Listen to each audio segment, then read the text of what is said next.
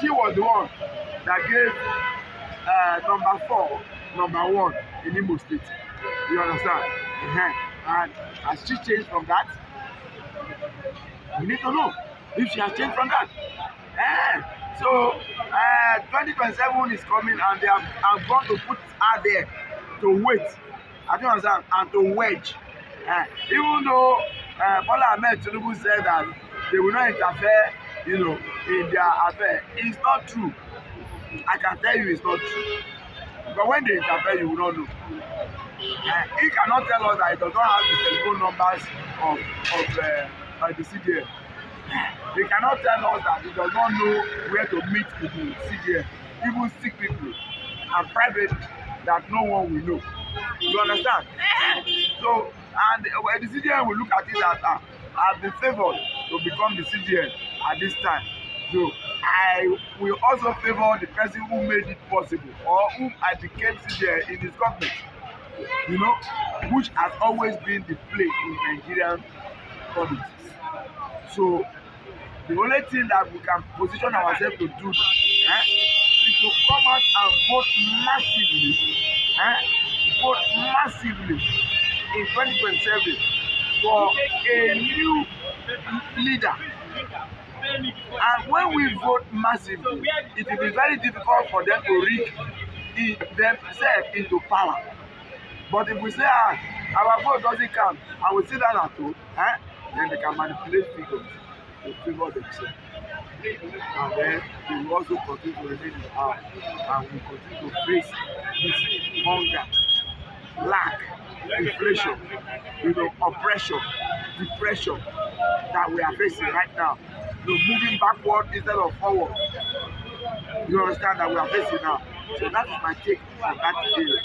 Are you surprised that we are having the first civilian Democrat of Yoruba extraction as president, and things got worse in less than 1 year? I'm not surprised. Because I told them then that Bola Ahmed Tinubu will not do well. Bola Ahmed Tinubu government will not do well. And people were asking me, why do I have that view? I had a lot of interviews then when I stated it. They were coming to interview me, on telly. I told them practically that he will not do well. And they were asking me, why do I say so? I say yes. One is because moving from APC to APC, the Buhari APC governance did not do well. He fell short of expectation of people that voted for him, because I did not vote for him also.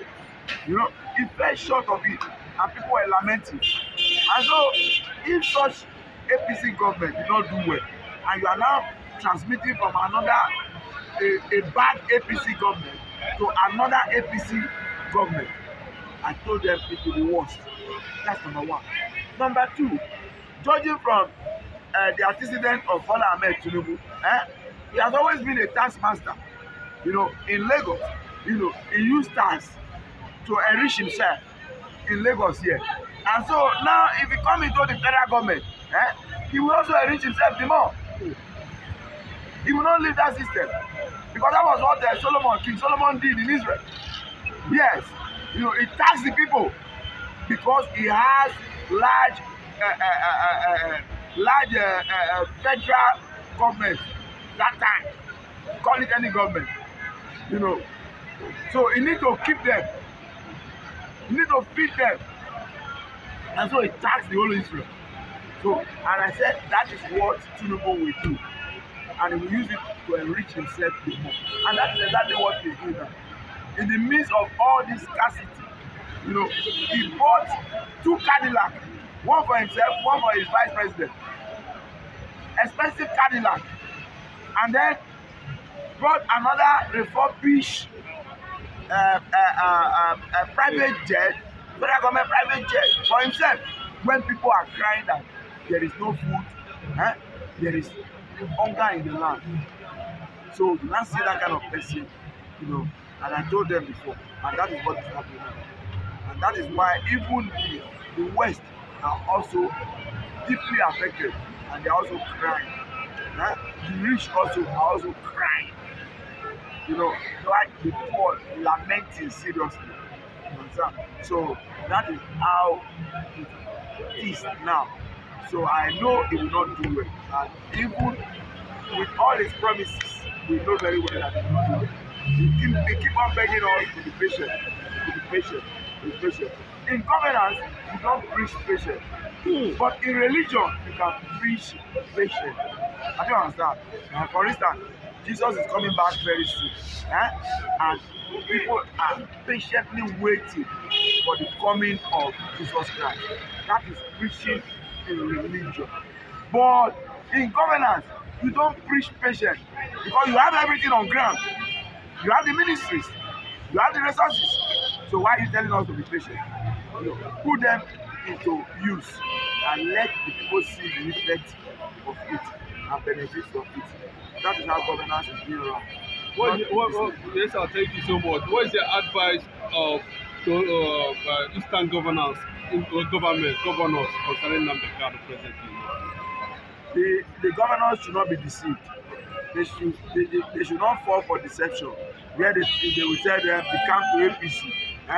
They come to APC, then we will give you this. No, that is a bad condition. You know, the governors in the east, all of them should rally together and begin to pursue the release of Nnamdi Kanu. You know, the governors in the west did it before when Gani Adams, when Obasanjo arrested Gani Adams, you know, and put Gani Adams in the prison. The governors and the leaders in the west, they rally around together and promise Obasanjo that they will make sure that Gani Adams will not go the way he went before he was arrested. And they press hard, you know, until they found a way. And they say, okay, let us tell Gani Adams to show up somewhere. Then they will just arrest him and so on and that. And then he will be released later. And though Gani Adams was actually, you know, the move of Texas, which would have benefited us, actually, you know. And when we call it democratic dictatorship, but the person will have heart of Nigeria, carrying all the tribe of Nigeria along. So such a person, the dictatorship of such a person is to favor a nation, not for himself. But the kind of dictators we have now, you know, they are dictators that are selfish, self-centered, you know, and you know, every one of them, they want for their family, they want for their clan, they want for their region. They don't even care to say, oh, let us stop the war of Boko Haram, because Boko Haram are their people and they want to protect their people, because they are Muslims and they are also speaking the same tribe. Don't kill my people, don't destroy my people, let's find a way to do it. And then the war is escalating and going deeper and deeper. So now we cannot condone any dictatorship in Nigeria because we don't have that leader that can use dictatorship to bring good things to Nigeria. Instead, the leaders that we have, they are actually not leaders. I'm only calling them leaders because they are the head of affairs. That's the reason why I'm calling them leaders. Otherwise, in the true sense of it all, they are not actually leaders.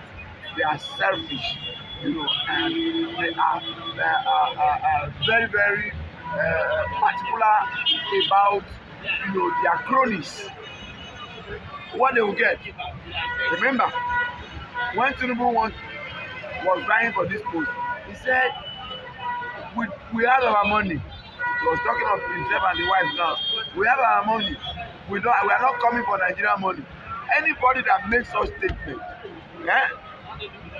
mark him. He is truly coming for Nigeria money. Because you cannot have money enough that you will not say you have money more than a nation. Because a nation is getting money from different resources. And if even the money is not there now, the money will keep on coming. And you cannot borrow like a nation. A nation will borrow large amount of money and they will give to the nation. But you as an individual, you can't borrow huge amount of money. There is no way. What will you tell the person you are borrowing from that you want to use it for? You understand? So we have what Tinubu is doing now is to punish Nigeria with his style of dictatorship, which will actually lead this nation into a sinking ground. And we are already there already. We are there already. We are now thinking of how to come out of it. And the only way to come out of it is to actually protest against this government. You know, whether we are hard or not, we will continue the protest. We will continue the protest and repeatedly let it go on so that the government will know that they are not doing well. Otherwise, they will think that they are doing well. And before we know it, we have lost it entirely. Thank you. That's the first question. Yeah. Okay, sir. Protest, like you just said, because with what we are seeing today, do you think, in the real sense of it, the journalism will play a major role? Because a lot of Nigerians are saying that protest might not have the required impact because these people have eaten deep, have positioned their men in different positions to protect their interests. People are saying decentralize the system, let's see how it goes. Maybe fairly, maybe we can get it from there. But we are seeing the Northerners, resisting it, threatening Tinubu that if he goes on with such policy or program, that he will lose 2027 election.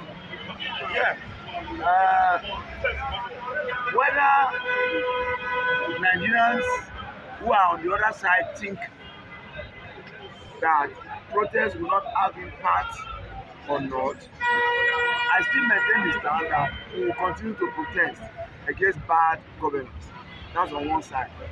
Now, there is no way the North will want a regional government. Why? It will not favor them. But they have resources there, sir. It will not favor them. The more resources are here, you understand? Compared to what they have. Now, if you look at the money they are sharing every month from the federal government, they will miss that once we go into regionalism. And that is what is surviving most of their states, or almost all their states, because it's not all their states that have resources. You understand? They missed it already. They have large lands, arid large lands, that they can turn into farming and even feed other nations by it. But they've not taken that advantage. They've just hinged it on an individual that have probably a large mechanized farm, and then they look toward that individual instead of making every northerner to go into farming, whether large scale or small scale, taking advantage of the large land, the expanse of land that they have. Now, you don't put honey in the mouth of somebody and then you plan again to take the honey away from the mouth of the person will resist and say no, we cannot move from sweetness to bitterness. Instead, we should move from bitterness to sweetness. So that is why they will not accept it. And it will be difficult to pass that bill in the National House of Assembly, because they've so much make themselves now as majority. Both Northernization and also party-wise. You get it now? So the North are many now. The National House of Assembly. The party in government, many also. National House of Assembly form the majority. So it will be difficult to pass such a bill. And if you want to do it by fiat, you will cause a lot of problems. in that recommendation of the constitutional review that Jonathan, carried out, it is there. Which was a wonderful one, and up to today, Yes. it has been just. We don't need another conference again, but this Jonathan, bring it out, implement it. Are you saying at that point the North will also resist that? No. Okay. If the person, if Bola Ahmed Tinubu now said, okay, we want to implement, the report of that constitutional review company, he can do it as the leader, as the head right now. He can do it. But will he do it? Will he do it? Because it will make me to refer to Lee Kuan Yew of Singapore. Okay. He said that what made him to succeed was he cut himself off from some things. Number one, he said he decided to look at tribalism, that it must not be a way to lead a nation. Number two, he looked at it that I will neither be a Christian nor a Muslim. You don't understand? So that I will not serve the interests of Christian or serve the interests of Muslim. You get it? Then number three, he said he determined from his mind that come what may,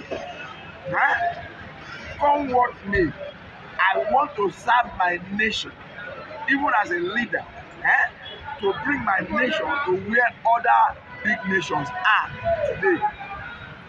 And for that reason, he cut himself off from pleasures, leadership pleasures. And whenever he's traveling for a meeting, a general meeting, call it United Nations or Commonwealth Nation and all that meeting, he will always go on transport trip, commercial transport trip on air. You see, but when you get there, you will see so many African countries coming with jets loaded with people. Like the recent one they had. Even the whites, they are coming with just ordinary vehicles. They are coming with exotic, expensive African leaders. In last UN, where Shetima just came back from. And then you will not look at them, and then again, when they want to address the United Nations, they will not be telling the United Nations that they need money. That people are suffering. We need money. We need aid. You need aid? Look at the way did you come as somebody who need aid? He said, but he will go there. I don't understand. Without all those things. And then listen very well. Watch very well. And come back home and begin to implement things. He ruled his nation for 31 years. And within that period, he brought his nation from third world to first world. That is where Singapore is today. That is the kind of person we actually need here, back home. Not only in Nigeria, in other African countries. But if Nigeria set the example, all other countries, African countries will follow. So that is where that is the kind of person we need, actually to be the head of affairs in Nigeria. Otherwise, we will not make it. But regionalism will actually help us a lot. So that was what we were practicing. It was good for us, and now we should better realize on time that it is good for us now. Okay, looking at 2027 and I wouldn't say it's denial or a possible gang up, but we saw the national leader of APC, Kaduje, saying that all eastern states governors should come to APC for them to be safe from marginalization. Is it actually what has deprived the Igbo nation of having access to the presidency? Or what do you think should an Igbo man do to get to the presidency, given the success of being recorded in the last election, even without giving any opportunity on that? Yeah, you see, I have serious sympathy for the Igbo as a tribe, Igbos as a tribe. Serious sympathy for them, you know. And I want to say this very boldly and emphatically and also sincerely. Before the war, the Civil War, and immediately after the Civil War, eh, the Igbos were the one doing menial jobs in Nigeria. And I want to serialize it so that you know and so that you can agree with me. The Igbos were the ones that will carry one load from one place to the other for people that needed to move their load. You know, they were using truck that time. And Yoruba were calling them that time Omolanke. With a truck pusher. Then the Igbos were calling it that time Oyemburu. I don't understand. Now listen to me very well. Now, then the Igbos also were those carrying sewing machines on their shoulders, moving from one place to the other to mend, clothes for people. You get it? You know, the Igbos also were those being used as housemaids and houseboys at that time. You know, so now when the war came and the Igbos survived the war, when they came out from the war, they were looking for how to come out. They look at those jobs they did that time as no more anything that will move them up. And they abandoned being Oyembu, they abandoned carrying machines on their shoulders, they abandoned being housemaid and house boys, they abandoned it quickly and they quickly went into business, serious business, and they became traders. You know, they became importers and exporters in large numbers, and the thing shut them up. And now you now have rich Igbos, wealthy Igbos, you understand? And now Igbos are able to help themselves and say, what kind of job are you doing? No, don't do this type of job. Come. We will empower you. You understand? So that you move ahead. Go and rent shop. I don't understand. Move ahead from now. The Igbos have left that job now for the Hausas. The Hausas are the ones that carry machine on their shoulder, moving around to mend people's clothes. Please take note very well. People from the north, because in the north they will say Hausa is different from Fulani or this or that. I'm talking of north now. You understand? It is now the people from the north that are also carrying load. Now, you see them with wheelbarrow everywhere. They are the one carrying load now. It is them that they are mending people's shoes now. The Igbos are not doing that again. They've left that behind. So the war became a blessing to the Igbos in disguise, and they are reaping the dividend of it even now. You get it now? So it is the northerners that are now beggars on the streets. When you look at it very well, you see it like that. They are the ones that are doing those menial jobs. They are the ones that are megad. You understand?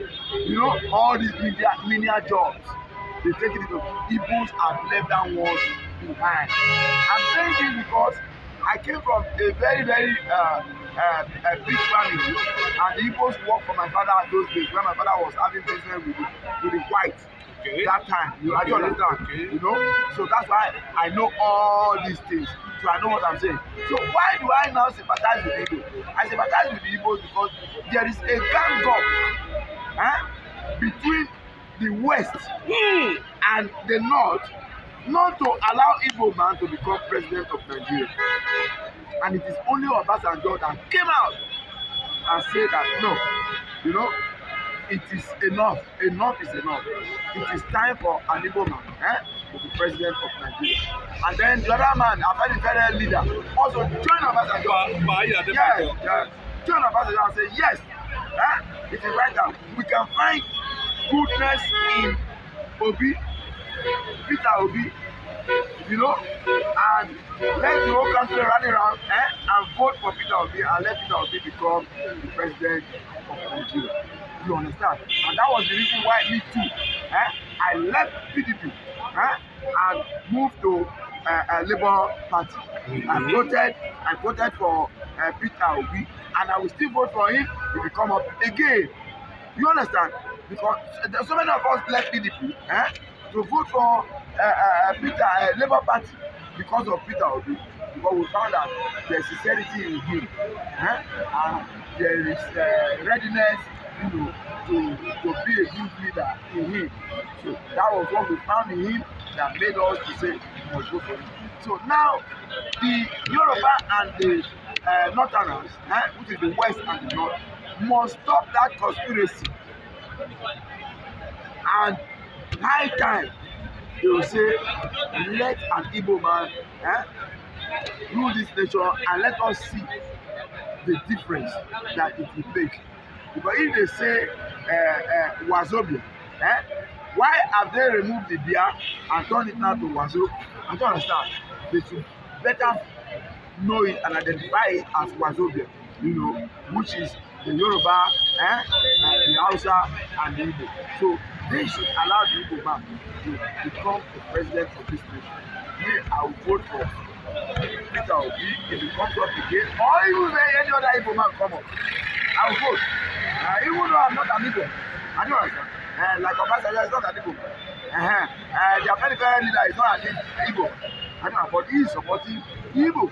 You understand? Me too, I will support Igbo to become at least president of this nation. And let us see the difference that it will make and the impact that it will make. That is my take on that very, very area.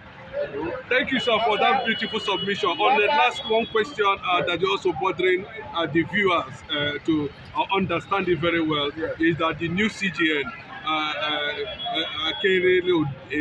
let me get it right. Have said that there will be no disobedience again of court judgment. Everybody should take note of that.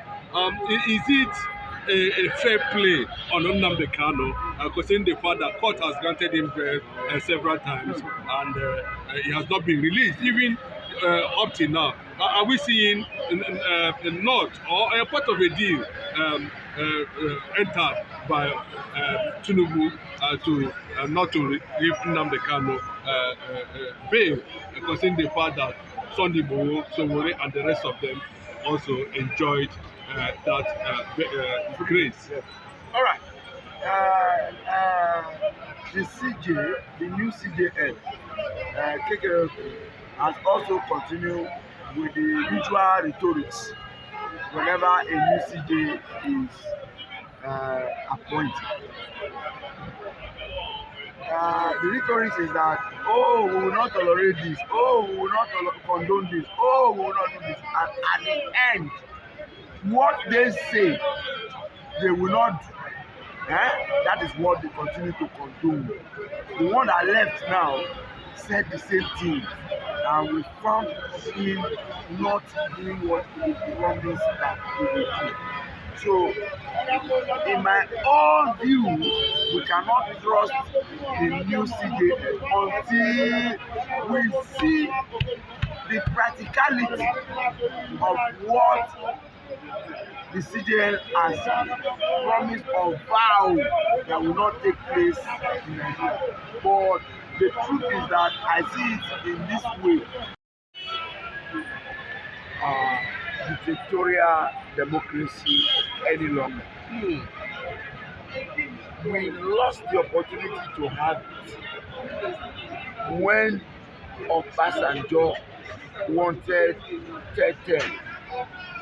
We didn't understand what Obasanjo was planning to do. Some of us understood it, like me. I knew that he had a good intention for Nigeria. Because for Nigeria to move from the third world to first world, you need a leader that have Nigeria at heart. A leader that is not tribalistic. A leader that is not regionalistic. A leader that does not have nepotism in his heart. A leader that is not clannish in nature. You need such leader that can bring a nation from the third world to the first world. And that was what happened in Singapore. And to do that, the leader will have to lead for a long time, a longer time than just the 4 years tenure that we have. Because when Obasanjo wanted to do that, at least we know that he cannot live forever. You understand? One day he will die or will become too old to rule. But he would have brought Nigeria to where Nigeria should have been by now. It was Atiku that scuttled that move. It was Atiku, I'm saying it authoritatively, it was Atiku that took money to the National House of Assembly, pretending and thinking that it was Obasanjo that went to use that money to bribe the National House of Assembly that they threw on the floor of the National House of Assembly. It was not Obasanjo. Of course, Obasanjo cannot risk such amount of money because Obasanjo is not wasteful. You understand? He know how to manage things very well. Obasanjo won't take such huge amount of money and go and give to the National House of Assembly because he wanted something for himself. No.